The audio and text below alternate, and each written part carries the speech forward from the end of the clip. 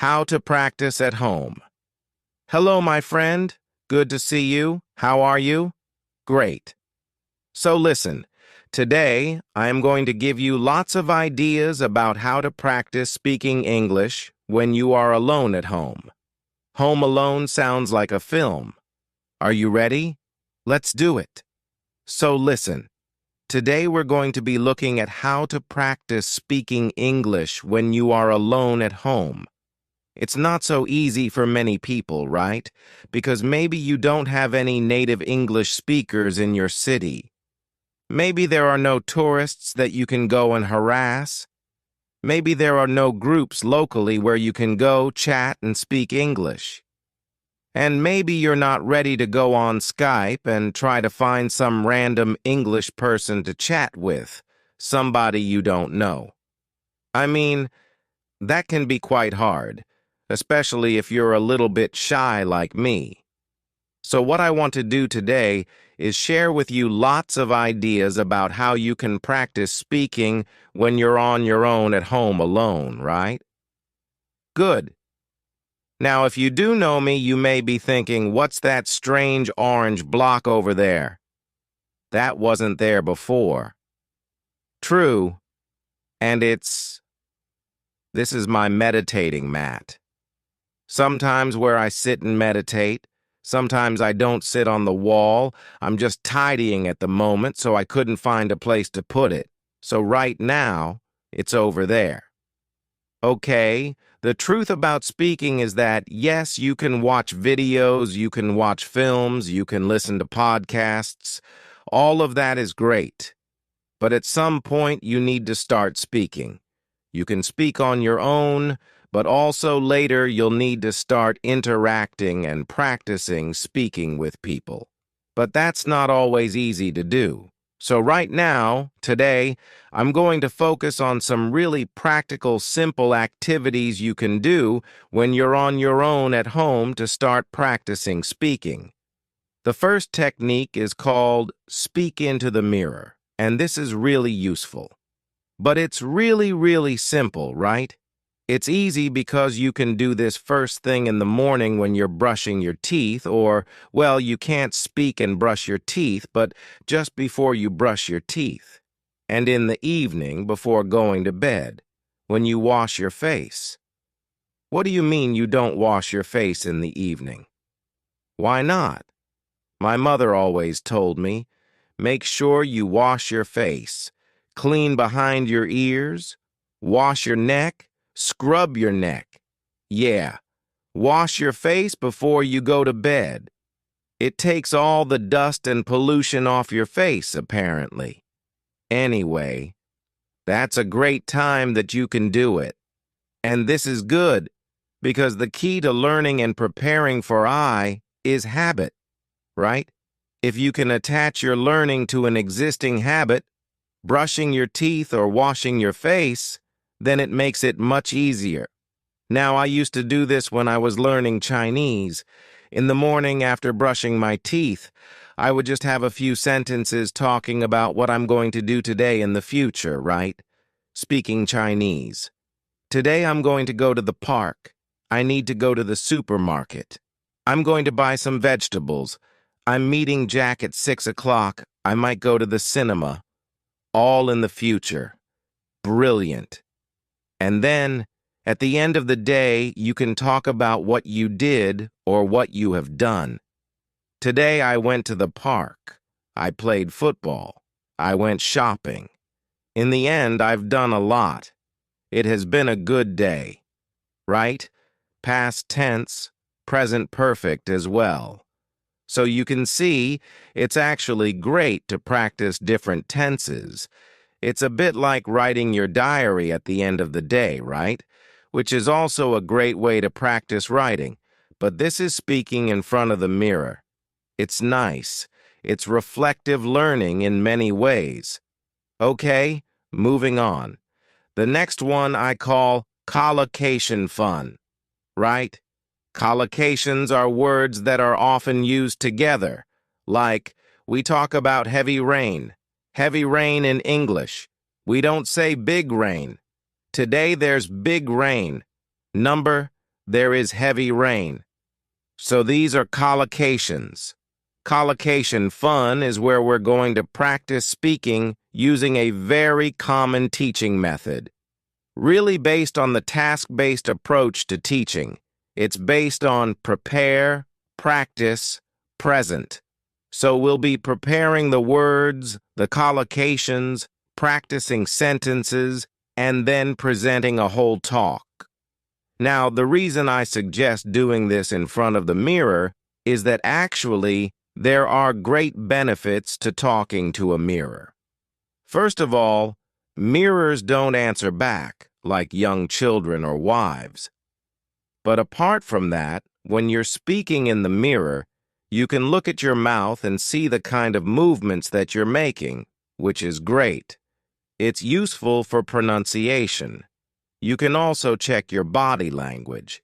You may be surprised to see that you speak like that without ever moving your arms, or that you suddenly realize, I'm doing this all the time.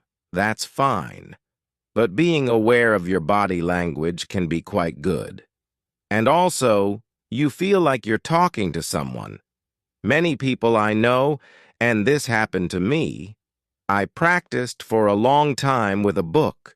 And when I went to speak to somebody in the foreign language, it was like a shock seeing this face in front of me. Oh my God, but practicing with the mirror, you get used to a face in front of you, right? So it does help. So let's look then. Prepare, practice, and present. Preparing. What I suggest you do here is take a topic, right? A recent topic we were studying in the live lessons was science. Then get some collocations. You can use your course book if you want. You can get onto the internet. Or you can go to my channel and watch other content, like How to Learn English, My Struggle to Learn English, and others, etc. In here, right, you've got free video lessons. You can go through the free video lessons, and there is a recent one on how to learn English. So you can just listen, right? Download the video. Yeah, we want to download that, and then find in there all the collocations. Look, you've got the notes here, and here you've got collocations, you've got idioms, you've got loads of stuff. And what I would do is take maybe 6 or 7 collocations or idioms, like exact science. It's not rocket science, or to be on the same wavelength. And that's the preparation, right? That's step 1. Step 2, in front of the mirror, just make a sentence with it, right? Exact science, well, parenting, bringing up children, is not an exact science. Cooking is not an exact science. Frying an egg, it's not rocket science. It's actually quite easy, right? Then I'm just practicing sentences here. And then in the end, after practice comes present. I take one of the old Part 2 questions around science, maybe something like, describe an area of science you're interested in, and then start to talk about it for maybe a minute, trying, if possible, to use some of these phrases and sentences, right? So you may say something like this. Describe an area of science you're interested in. Well, okay. I guess an area I'm interested in actually is cooking. And I know it's not an exact science, but I guess it's a branch of science, a branch of food science maybe, right? And I am interested in the science behind cooking. I think it's very interesting. I know with cooking, when you heat things up, they change. And when you mix different things, like sugar and vinegar, you get different levels of acidity, and chemical reactions happen. So I think it's really interesting, right? I think chefs and scientists are really on the same wavelength because they're trying to experiment, discover new things, whether it's cooking or new dishes, things like that. I know cooking isn't rocket science, but I am interested in how it works. So yes, Although it's not a hard science, I think it's an interesting area of science for me. So you can see what I'm doing here is not giving a perfect part 2 answer. I'm just trying to activate and practice some of these expressions that I've been learning. And that's it, really. So that's it. It's great because preparing the collocations, practicing the sentences, and then presenting a talk is a really tried and tested method. Do it in front of the mirror. It's great. You get everything. You get the contact with somebody, but you can see yourself. You can monitor yourself. It's really, really effective. Collocation fun, great. I want to go and do it. It sounds like so much fun. I'm going to do it again right now. I'll be back in a moment. Next up, practice with short audios. Now I am a big fan of extensive listening, right? Listening to podcasts and films, that's great. But when it comes to speaking, I think short audios are much better. They are bite-sized chunks. They're easy to use. And your concentration is shorter for shorter periods of time. You can work with, for example, recorded P-sample answers. There are many websites that have those. Not written, it must be recorded, right? You want to listen and then speak. There's a tool that I've talked about in the past to many of the students here. It's called LingQ, and I like it because it's full of short audios that you can use to help start speaking. And it's free. I mean, there is a paid version, but you can get lots of stuff for free, which is great here. So let me show you first of all how that might work. So this is LingQ. Okay, I'm not going to explain how it works. You can find that out once you sign up for free. But basically, there's a library. You choose your level here. So let's say I'm going to go intermediate, and you can choose down here different audios to listen to. I've got one of my previous lessons here about sport that I will open up. And let me just show you briefly how it works. We'll just focus on the bit on the left, okay? Okay, let's try. Hello, Steph. Hello, Steve. Nice to see you again. Nice to see you again. So what I want you to focus on first is as you listen to the sentence, pick out the stressed words.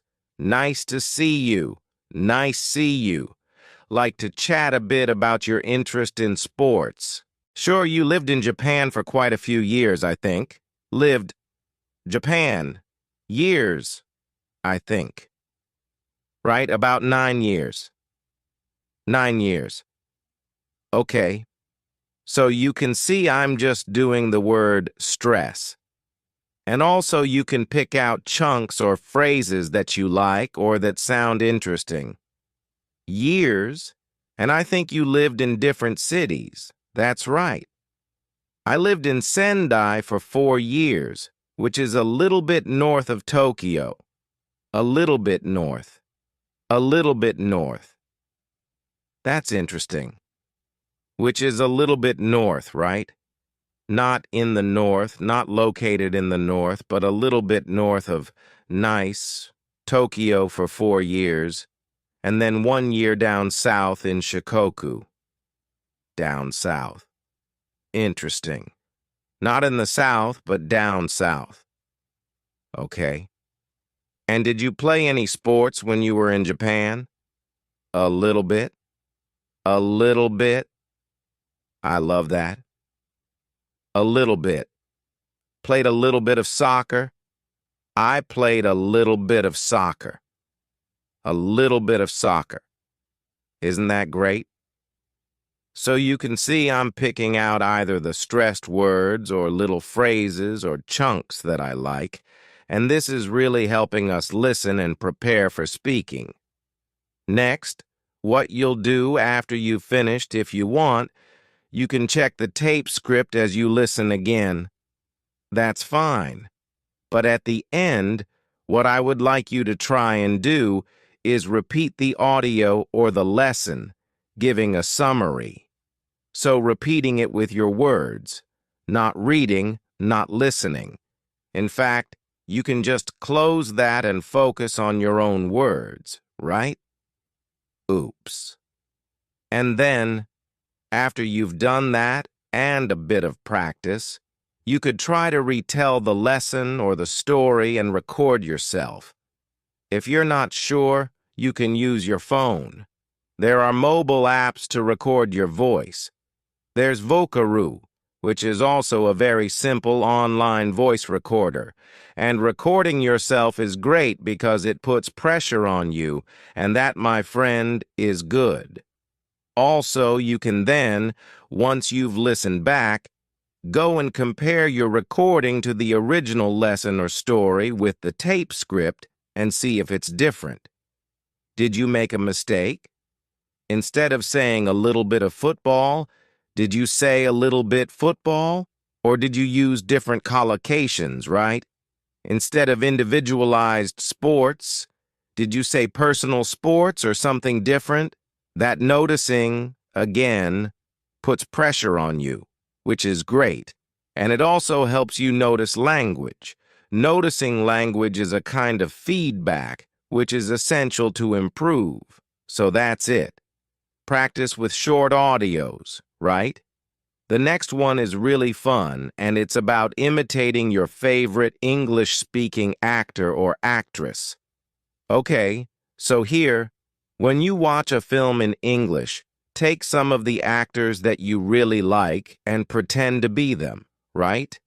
You're copying their body language, their gestures, their facial expressions, their accent, their voice, their words. You're copying everything. Why does this work?